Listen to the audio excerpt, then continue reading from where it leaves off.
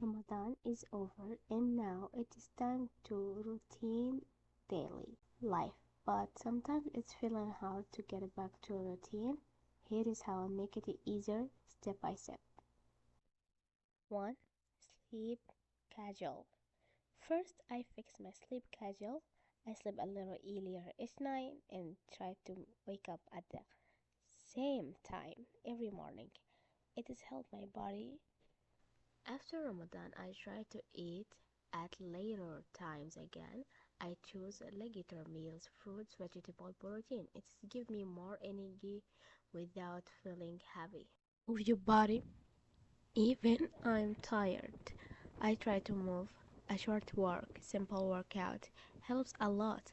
It just brings my energy back. Stay organized.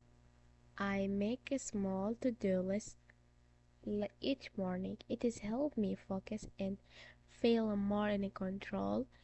Even finish one text feels good. Be kind to yourself. It is okay if you feel slow. Your body and mind are adjusting. Be gentle, take small steps, and keep going. Ending, you are not behind, you're just starting fresh.